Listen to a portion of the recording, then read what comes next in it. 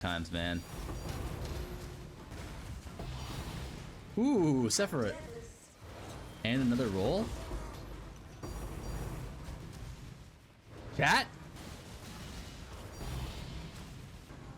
Is that good? Like, you're not a hate watcher, alright? Ah! What is up, boys? Today we're going to be talking about Strongbox tier 17s. One of my favorite currency strats right now for budget builds, which I was for a very long time during my Zero to Mirror series. Kind of like the perfect starting off point for any of these currency money-making videos, I think, is just talking about what the actual budget you need to actually run the content is. And this one is incredibly cheap. I was running mostly just like a budget trickster build. I think I had like 30 div of gear going on, including like the clusters and stuff like that for the first bit, and a mage blood, but the mage blood was not necessary at all. I just happened to have one. The maps are really easy to run because we're not juicing them that hard. I know like some of my chatters have hit like 2x Hinakoras, 2x mirrors, which is definitely possible from the strong boxes, but more likely you're going to be hitting a lot of like 2x div cards that are really good. I hit quite a few during this this run. But at the same time, you're going to have a lot of stability as well, just because you're going to be dropping a lot of bubblegum currency from the Arcanists. Like, you're going to be getting a lot of Eldritch Chaos, Annuls, Exalts just from like random drops, but also, you know, a ton of like 20 alts, 10 scours, 6 chaos, like that kind of stuff from most of your Arcanist strong boxes. You're going to end up making a lot of money through that. So I think for me personally, it had like the perfect combination of consistency in terms of like consistent currency, but also high dopamine reward from this, just because the tinks you were getting weren't just like 1 or 2 divs. For example, I dropped 2 apothecaries. At the time, those were worth like 50 div each. So what maps are we actually going to run this on? As I said earlier, we're going to be doing this on tier 17 maps, but do we choose Abomination, Fortress, or Sanctuary? We are going to be going with Fortress just because it has the best layout. It also has the easiest boss to kill. Like I said, I was doing this on a pretty big budget for the most part, so I did not really want to have to fight the Abomination boss.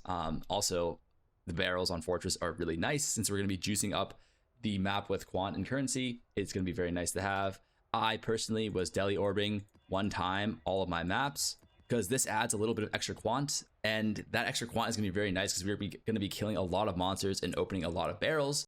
The quant, unfortunately, doesn't actually apply to the boxes themselves. So this is a situation where if you feel like the deli is actually slowing you down even like 5%, it's taking you 2 hits instead of 1 hit to clear a pack, or taking you 3 hits instead of 2 hits, then I would recommend you just drop the deli. It's a nice to haver, but it's not something that's worth slowing your build down that much, because I would say more than half of our currency is not going to be made from killing mobs, but mostly from the drops from these strong boxes themselves.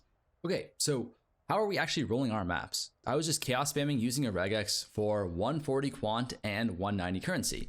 This is like not acceptable for like what the minimum of what we want to roll is going to be. I would say ideally you'd want like 140 quant and like 220 currency or something like that, or like 190 currency and like 160 quant. But if you run it a little bit lower, then you'll be able to see like the situations where you have a little bit lower currency than you want, or a little bit lower quant that you want, but way higher currency or way higher quant than you would need. And those situations are acceptable too. So this is how I set up my regex. You come to map mods. So over here, you just put like 140 quantity and then like 190 currency. And then there are some map mods that like I can't do. So for example, I was running smite, so I couldn't run lower defenses. You can get rid of stuff like volatiles as well if they're too annoying for you. It just makes it a little bit more expensive, but it can be worth it to do that. I would just do like a regex like this, come here, type that in. A lot of these meet the regex requirements. A lot of them don't. Like the left side hasn't been rolled yet. And then you just kind of go through with chaos orbs. This one, for example, is more than acceptable. 150 quant, 210 currency, good enough. Like this is 150 quant, 200 currency. That on itself is like the bare minimum for what we'd accept, really. But it has 90% more scarabs as well. That's like another thing that you kind of have to consider. If it didn't have 90% scarabs, but it had like 45% pack size, we'd also think this is not just the bare minimum, but also a very acceptable map. At first, I wasn't really rolling them as heavily, and I noticed that the drops weren't nearly as good. Obviously, your map rolls are definitely one of the few things that you want to not cheap out on, right? Containments are like pretty much 1.2 div each. We're already going to be dropping like 1.5 div on Scarabs, and the maps themselves are already like half a div each. We're dropping like 2 div baseline for each map, right? What is an extra like half a div per map roll if we get like 50% more value out of our maps? It's just one of those things where it feels so bad to roll like hundreds and hundreds of chaos on your sets of like 25 maps, but it is completely worth it to do. And I highly recommend that you take the time to make sure you roll your maps to an acceptable standard. What I was thinking was you could do like Maven Chisels This Maven Chisel of Divination improves the quality of the map, enhancing div cards found, replace other quality types. But the thing is that weirdly enough, map quantity affects strongboxes, but these Maven Chisels of Divination don't actually affect the odds of dropping div cards from strongboxes. I'm not sure exactly why that is, but I know for a fact this is the case. So there's no point in doing this, and there's no point in doing the currency chisels either, because these are so expensive. It just doesn't feel like it's worth it to do, and you're gonna have to split them and all this other stuff. So I say just skip it and use normal chisels on the map. These just give 20% quant anyway, so it's quite nice to have. So what are the actual scarabs that we run? You have two options here. And one is kind of like the more budget option, which is just running Rainbow Ambush, which is just the normal Ambush Scarab of Potency, which just gives you 75% increased explicit mods. So for example, Bounty, which gives you like 30 to 60% increased quantity of contained items. And the Scarab of Potency would increase this roll from like 30 to 60 to 50 to 105%. It's very, very nice. And they're incredibly cheap to get to. You need to run containments if you're gonna be doing the strategy. This is actually a very complicated in terms of like how the mechanic works. I was testing this for like a few hours actually, and there's some really niche, potentially like game breaking, like I don't know if you call them bugs or mechanics with this that I'll kind of go into later on in the video. Ultimately, all you really need to know is that this makes it so that you are going to be rolling on average, I think 34 or 35 strong boxes per map, not including the ambush scarab. This is huge. Like this is completely vital. This is not droppable at all. It just makes it so every map will just be completely filled to the brim with strong boxes. Hidden compartments here. This is very, very nice. It synergizes incredibly well with these four, which essentially gives us another 16% chance to make our strong boxes openable again. With the 15% we get from our scarabs, this number goes to 31%. The actual 31% chance is kind of misleading because when you win that 31% chance, you get to open another strong box. And when you open another strong box, you have another 31% chance. So it's like one of those Russian dolls theoretically keep on winning, which is like a recursive probability problem, which means that you actually end up having like around a 45% chance to open up another strong box. It's incredibly, incredibly powerful. I highly recommend that you don't drop this at all, because a 45% chance to open up an additional strong box essentially means that you are getting 45% more strong boxes, which is very, very nice to have. This is just incredibly valuable as well. I actually don't know what the numbers are for this, but this will just make it so you're way more likely to see the two strong boxes that we actually really care about, which are the Arcanist and the Diviners. I'm not sure exactly how much this increases it, but for my own personal testing, it looked like it increases it by like 50 to 100%. So it's a very meaningful number of GG this guy, better strong boxes that you're gonna see. So I definitely recommend you do this. So this is the more budget version. This is also like the cheaper version too. It's a lot easier to run. In the non-budget version, if you can run it, I would drop this Ambush Scarab. This essentially will give you like a little bit less than 10% more strong boxes, which is, you know, obviously very nice to have. But I think something like Scarab of Risk would be a lot better because, you know, if you roll a good risk mob, you will end up getting more than I think 10% value from your map, just from like the extra quant, the extra currency that you get, which would apply to not just the strong boxes, but to all the mobs, all the barrels, all that stuff. If you feel comfortable running risk mods, then I would just say drop the Scarab for the Ambush of Risk. I would say the other four are so good that it's not worth dropping any of them for risk. So these are the two Scarab options I would recommend that you run. If you feel like this, you're very comfortable doing this and it's really easy to do, then you can try moving up. And if you feel like this is pretty comfortable, then you can try adding Deli. That's kind of like what the progression that I did was. But this will probably give you 90% of the value that this gives you, and then this will give you like 98% of the value that this plus Deli gives you. So if you can only do the Rainbow Ambush, don't feel bad at all. You're really not missing out on too much. This is just kind of like a min-max, a little bit of extra juice, but I would recommend doing it if you can. Let's talk about the Atlas tree. I think there's definitely ways that you can optimize this more, not in terms of like juicing your strong boxes better, but more so in terms of just making more profit from your maps. Like for example, we are taking mostly just like the standard nodes. I call this the rice farmer hat, this little like these two lines here. And then because this kind of looks like a head, everybody's going the head plus the rice farmer hat. This is just the meta for the Atlas right now. You want to either go red boys right here or blue boys right here. You can invest more into the pack size if you want, get more altars. I personally did red because I was CI. These red altars, like 95% of them did not affect me at all because of CI plus Mage Blood. But this blue stuff is actually better, I think, because you get, I think, a little bit more quant. The mods, like the negative mods, are a little bit stronger. Block some Scarabs here. This is just pretty standard stuff, just so that we can, like when we do drop Scarabs, we get more points, and then we put a fuck ton of points into just increased Scarabs just from like killing boxes and monsters, but also just because we didn't really have a lot of points to put in. Like if you see here, there's only 3 strongbox nodes really. you'll have a lot of extra points left over. I personally wanted to just to test like purely how good our Strongbox is. Like I said earlier, you could definitely optimize this a little bit more. I think you could maybe add beyond monsters in to get a little bit more mobs, but then you get like less Strongbox openings. So I'm not exactly sure on like increasing the mob density and increasing the amount of mobs at the cost of like doing less Strongboxes is worth it. At the same time, you can also do something like adding Alva Incursion. So like on the maps where you have a good temple, you add the bloodline Scarab and you get the like 1 in 3 chance of getting the good Chronicle, and then you drop something like the Risk Scarab or the Ambush Scarab. I'm not sure exactly how the trade-off would be. I think it would definitely be worth it to do for like beginner level where you're just dropping off the shitter Ambush node. I'm not sure if it'd be worth it to drop the Risk Scarab. My point is you have a lot of extra points that you're just going to be putting into like Scarabs or stuff that you don't really care about, or like that won't really affect your maps too much. But the notable points, the points that are actually really important to talk about, are the Strongbox nodes. So these 2 wheels here, they're easy. Like you just take every point. Like they're very good, right? There's no downside to any of it really, except for maybe tamper proof. But I would say I personally just went with tamper proof. It's a lot faster. Like what you lose in value from rolling, you gain just in speed. So you know you end up clearing more strong boxes, although they won't be as high quality. So that's like the one thing you have some agency in doing. You could try out which you like more. Like if you really don't like the stop and go of just having to stop and go roll some strong boxes, or even just alch them or whatever, then tamper proof for sure. If you don't mind doing that and you like the juicier rewards, then you can drop tamper proof and roll your strong boxes a little bit. Like the only really difficult part for the strong box, there actually is some contention on, or that I disagree with on what the meta is. A lot of people will not take these 3 nodes here because although Arcanist strong boxes are your second best strong box, by taking these 2 nodes to get this 3rd node, which is insane, you end up getting 60% more Arcanist boxes, which means you're going to be getting a decent amount less Diviners boxes, which are the most valuable. I actually go and I calculate this, do a lot of testing for this later, which I'll show you later on in the video. But let me just explain to you what the value proposition is here. If you take these 2 nodes, you end up getting 60% more Arcanist strong boxes, right?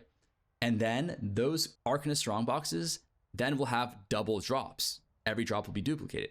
So taking this node essentially gives you 3.2x the amount that you would normally get from your Arcanist strong boxes. On top of that, 95% of the value we're going to be making from all the other strong boxes is going to be in currency drops, which this also doubles. So essentially what's going to happen is if you take this, pretty much double the value of every single strongbox minus the Diviners, and then you more than triple the value of the Arcanist strongboxes themselves, which are the second best strongbox that you get. And the cost for this is that you see like probably 0.5 to 1 less Diviner strongbox per map. This I comfortably feel is the best choice that you can make for the strongbox method. And then we never take these because cartographers suck. This will just dilute the pool again, but this adds almost no value. It just gives you more cartographers, which we don't really care about. So the last thing I want to say is, instead of taking more increased Scarab drops, you can take more increased pack size for your whichever blue or red altars that you go for. So for red, I would not take this point. So you can go up here, like these 3 are takeable, and then you can go up here for these 4, but these 2 don't really do anything. They just give you more drop chance for the items, which we don't really care about. All we care about the altars. This has a very minimal impact. And then for blue, it's the same thing. I would come down and take these 5 points, ignore this top point. And then here we do the same thing. We take these 4, then take these 4 up on the top. So these 8 total, they give you pack size, higher chance of finding altars, and then this we can skip, this we can skip, this we can skip. That's kind of like the entire atlas. If you go red, you do that. You go blue, you do what I just said with blue. But let me just go through one map and just kind of talk through everything, how you can kind of efficiently run them yourself. Like I said earlier, these are 2 options. I'm going to go with the more expensive option, a little bit of risk, potency, discernment, containment, compartments, and then the map with the ambush device option. My build now is a little bit stronger than it was when I first started doing this, so don't expect yourself to be going this fast or have this easy of a time clearing everything. My build right now is like around a mere maybe 1000 div, but what I'm going to do for every single map, because we care so much about the altars, because the altars are so powerful, we are going to want to rush the boss immediately, just because when you kill the boss first, you will no longer be able to get altar options which have boss rewards. And that makes it so that you have an increased likelihood of getting, you know, quantity, which is the thing that we care about the most. Quantity or currency dupe. Those are the 2 best things that we can possibly get. Normally I like to drop a portal at the outside of the boss room, just in case like my merc dies or something, that I can just skip the boss. But yeah, we have no problems killing the boss now. KB obviously doesn't have the best single target if there's no walls to really shoot off of, and we died. And that's a great reason for why you want to just drop the portal outside, because the boss is not the easiest, But it's very, very worth to do it first because we're going to clear it no matter what, because tier 17 fortresses always drop really good fragments that are worth more than are on average worth more than the map itself. Oh, our Merc died. Yeah, so our Merc died here. That's what happened. I was wondering where our damage went, but Merc dead will kind of showcase like what it looks like a little bit slower. But the boss, pretty straightforward. He has like kind of like the spin move that does a lot of damage, and he has one big like circle thing that will explode that does a lot of damage. But you just clear the boss first, and then you just kind of run through the portals, or run through the boxes. And ideally, like here we have 2 diviners. That's very nice. Ideally, actually, you want to save these for the end. So I would honestly recommend that you go around and then come back, loop around back for it. But you're gonna be getting a lot of bubblegum currency, like a lot of scarabs just from like random ass like what's it gonna call it drops, like killing the barrels and stuff like that. And then you just kind of want to open the boxes. Like if there's 2 next to each other, I try to open them both at the same time, and then just try and AoE both down a little bit more efficiently. Good amount of unique drops that you'll get, so just check a lot of them. If they're good, pick them up. If they're bad, just skip them. And yeah, most of it is going to be like a lot of like really just good bubblegum currency. I mean, I don't know if you could call 4 chaos bubblegum currency with how insanely high chaos prices are right now. I think on average I was making around 5 div per map, so you will be making quite a bit of consistent money. That's excluding big drops. Like as you can see here, we just shit out a lot of currency. I would say this is very comparable to Abyss. Maybe not 4x Abyss, but very comparable to like 2x Abyss. As you can see, we're just getting a lot of different currency drops. A lot of it is going to be like the small stuff. 1 tink of every 10 maps of Diviner Strongboxes, and 1 out of every like 25 maps you will see like a really good like 10 div plus div card. So there's like pretty nice jackpot value. It feels like not stale at all because like every single map that you run has a pretty significant chance of getting some really good loot. But at the same time, it has like really, really good consistency. As you can see, like we're getting chaos orbs like left and right. We're getting a lot of bubblegum currency. Every Arcanist Strongbox will drop you something. But at the same time, we're getting like normal tinks just because we are killing so many things. And like here we go. This is an example where we just get a double tink because of the node that we were talking about before, where all of our currency drops are going to be increased.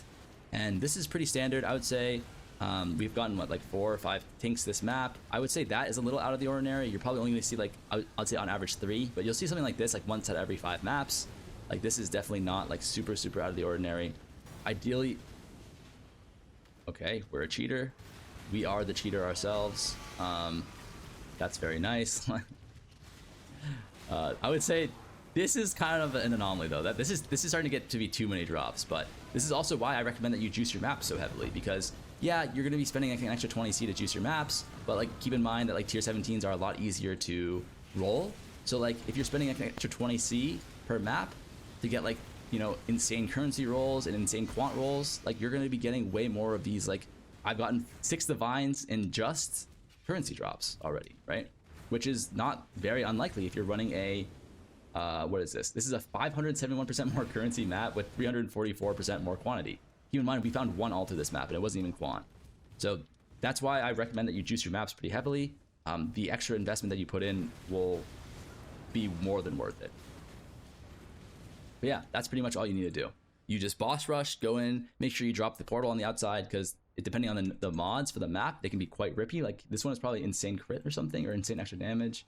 Yeah, so this is insane crit chance with monster crit strike, plus extra damage as lightning, plus 9% of life as damage. So it can get quite rippy. So you definitely want to drop the portal outside the boss room. But besides that, like as you saw, the boss can kill you a lot of times. Feel free to skip it if you feel like the mods are too hard. Everything else in this map is just like pretty much non-juiced tier 17s, right? Only like Scarab that we're putting in that actually makes the map harder is 1 risk, which you can drop for another ambush. But all this other stuff is not making any of the monsters any more difficult at all. So if you can run a normal tier 17, you can run Containment pretty much. Oh, one other thing to mention is in my filter, I'm including Titanium Spirit Shields, eye level 86 plus. You're running tier 17s, right? So we are going to be making a fuck ton of money off of bases themselves. I include Titanium Spirit Shields. I was including Lich's Circlets, Warlock Gloves, Warlock Boots, Necrotics, and Regalias. But I kind of trimmed it down now to just include titanium spirit shields, regalias, and necrotics, just because a lot of the other stuff isn't quite selling as fast anymore in bulk. But these are really nice to have because these sell for 60C each. That's more than a third of a div for one of these titanium spirit shields, and you're going to be dropping like a few of these per map on average. The regalias and necrotics are selling for like 30C each, so that's what, a fifth of a div, but those are going to be dropping quite a lot as well, and it'll add up a decent bit. I have my quad tab of regalias here. I just sold my quad tab of necrotics. These sell a little bit slower. The necrotics sell a little bit faster. I would say you probably sell a quad tab in a day pretty easily. And then these spirit shields, they sell almost instantly. These are in really high demand right now. As you can see, and kind of expectedly, we dropped a shit ton of currency, just raw currency drops from the Arcanist strong boxes, just killing random mobs, barrels, whatever. It says 32 div here, but the actual number is probably closer to 25 div. I think like 6 or 7 of this div was actually from selling titanium shields, and the 573 chaos number is obviously way lower than you'd expect, but that was because we ended up like spending like I think around 1.1k chaos buying more Scarabs. So I think you'd expect a lot more than 1k chaos there, probably closer to 1.5, but no big deal. We can be conservative here. Oh, and also notably, we had 23 Valdo drops. These were selling for around 0.8 div at the time. Altogether, this was worth around like 55 div just in raw currency drops. Also, if you notice, we saw Dupe Sacred Orb drop. There's definitely a significant chance of getting like Giga jackpots like Dupe Pinacora's Locks, Dupe Mirrors, that kind of stuff. I wouldn't say you would expect to find that in 25 runs, so I excluded that kind of expected value from the calculations. Next were the div card drops that we had. We had a pretty strict filter, but I would still say like 95% of the div cards were worth like if you see like 5C or less.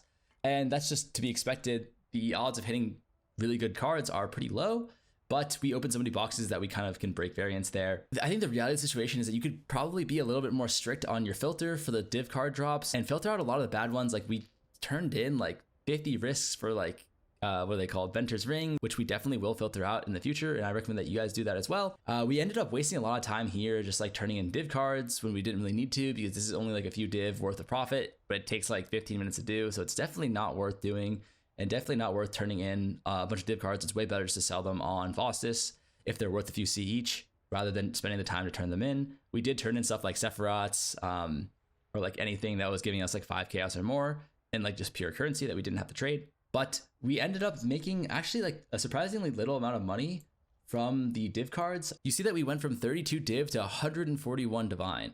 And that was primarily just because we dropped a double apothecary, which was worth around 89 div, excluding the 2 apothecary drops that we got, because I think that might be a little bit too lucky for what you would expect out of 25 runs. And if you kind of exclude the expected value of all of the giga rare drops like apothecary, unrequited love, house of mirror, that kind of stuff, which you probably won't expect to see even within like 100 runs, we only made around 30 div. And those 30 div were including like the good drops that were like Brother Stash, which was like 5 div each. Duped was 10, and then like 2 cheaters, which I think ended up being around like 15, 20 div as well. And then on top of that, like the normal tinks, like the Sephiroths, like that kind of stuff, like the 1 div cards, we ended up only making like 25, 30 div. It was pretty low actually. Obviously there's huge jackpot value, like if you include the calculation for like the 2 apothecaries we dropped, which sold for 89 div at the time. Diviners are OP, but if you include like what you kind of expect to drop, reaching your expected value, so to speak, then the div cards did not really print. They were actually like half as profitable as just the other strong boxes, which is still very profitable because you're only clearing like 2 or 3 div boxes per map. But 30 div is 30 div, right? So we're not going to complain about that. Together, the currency that we made from pretty much just like the raw currency drops plus the divine drops was close to 85 div, 55 from the currency drops, and then 30 from the div cards. But on top of that, one thing that I did was, since we're farming tier 17s, they drop a shit ton of bases, which I was picking up. At the time, there was like 5 bases primarily that I was picking up. These were like Lich's Circlets, Warlock Gloves, Warlock Boots, which were selling for like around 20C each for eye level 85 plus. Now they don't sell as quickly anymore, I don't think. But on top of that, we were picking up the Regalias and the Necrotics, eye level 86 plus, which were selling for 30C each and are still selling for 30C each. And I recommend that you still pick these up. And most importantly, the Titanium Spirit Shields. I've got no clue why these are the winner, but they sell for 50C in bulk on TFT and they insta sell. And from all these bases, we made around 22 div, which was actually quite nice. And then on top of that, we made around 40 div in fragments. So these fragments would be like every time you kill a tier 17 boss, they drop a fragment, which is just like a key to the Uber bosses like Uber Maven. I think it's like Uber Elder, or maybe it's just normal Uber Elder. I'm not really sure, but they drop a bunch of these fragments, which you can sell quite easily on Faustus. We probably made around like 25, 30 div in those, another 10, 15 div in just like normal Scarabs. So 40 div for all the fragments, 20 div for all the bases. That's 60 div total, plus the 85 div that we made. A pretty nice 145 div total revenue from the maps. But unfortunately, that is kind of misleading because the actual cost of entry for this strategy was pretty high.